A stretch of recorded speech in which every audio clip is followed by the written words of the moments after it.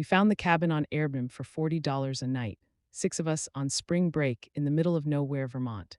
The photos showed a rustic A-frame with a stone fireplace and a dock extending into a glassy lake. There were no reviews. At the time, we assumed it was just new. I wish I had paid attention to the unease that settled over us before we even arrived. We got there after dark. The cabin looked exactly like the pictures, almost too exact. Same angle, same lighting. It felt less like arriving somewhere new and more like stepping directly into a photograph. We were exhausted and there was beer waiting, so we ignored the feeling. That first night, nothing happened. We drank, played cards, and told bad ghost stories. Around 2 in the morning, I stepped outside onto the deck to get some air. The lake was perfectly still. No ripples, no insects, no wind. In the moonlight, I could see the cabin reflected in the water, but in the reflection, all the lights were off. I checked the cabin behind me. Every window was glowing. When I looked back at the lake, the reflection was dark, empty, and silent. The next morning, everyone brushed it off. Maybe I imagined it. Maybe I was tired. We spent the day hiking and swimming, doing our best to forget up at the ceiling from below, but when we returned that evening, something was wrong. The fireplace was roaring, freshly stoked, even though no one had lit it. We tried to explain it away. Old cabin, drafts, embers. That night, no one wanted to sleep alone.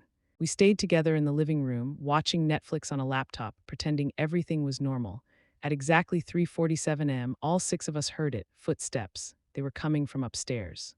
The problem was the cabin didn't have an upstairs. The footsteps moved slowly, deliberately, pacing back and forth directly above us. When we looked at the ceiling, everything appeared normal at first. Low wooden beams, tightly packed planks.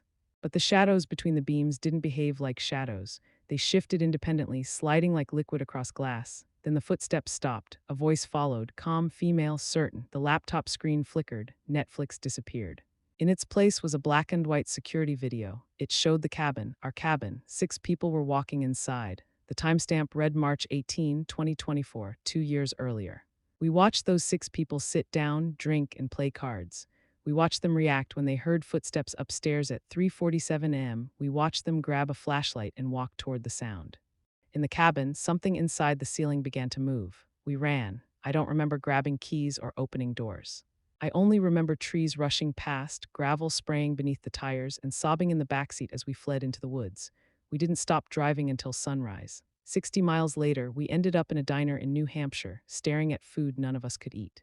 That's when we saw it. The Airbnb listing was still open. A new review had been posted just minutes earlier. 5 stars. The username was mine. I hadn't written it. That was 4 months ago. We don't talk anymore. None of us say it out loud, but we all understand why. 2 nights ago, my phone sent me a calendar notification, an event I don't remember creating. Mirrorwood Cabin's spring break trip. The date was tomorrow. When I tried to delete it, my phone opened the camera instead. On the screen, I saw my apartment, my couch, my TV, and standing in the corner just out of focus, 6 figures. Watching, smiling, waiting for me to come back.